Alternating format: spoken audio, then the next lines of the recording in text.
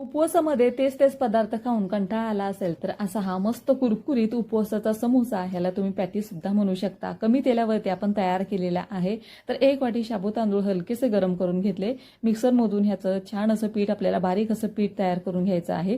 आता त्या पिठामध्ये पाऊण वाटी भगर किंवा राजगिऱ्याचं पीठ घ्या. चवीप्रमाणे आपल्याला इथं मीठ घालायचं आहे.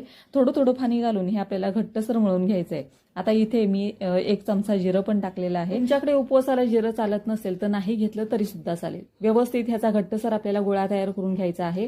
10 ते 15 मिनिटांसाठी आपण हा भिजत ठेवूया, कारण ह्याच्यामध्ये आपण रवा मिक्स केलेला आहे. आता दुसरीकडे एका कढईमध्ये 1 चमचाभर तेल घेतलं. त्याच्यामध्ये मिरची आणि जिरं बारीक करून घेतलेलं आहे. उकडलेला बटाटा, थोडीशी कोथिंबीर, चवीप्रमाणे मीठ घालायचं आणि हे आपल्याला छान असं परतून घ्यायचं आहे. तर बटाटा तयार झालेला आहे. भिजत ठेवलेलं पीठ पण चांगलं मळून घ्यायचं. एक छोटासा गोळा काढून आपल्याला ह्याची पातळ चपाती लाटून घ्यायची आहे. व्यवस्थित समोस्याचा आकार देऊन पीठ आपल्याला चांगलं फोल्ड करून घ्यायचं आहे. तर आपला छान असा समोसा तयार झालेला आहे.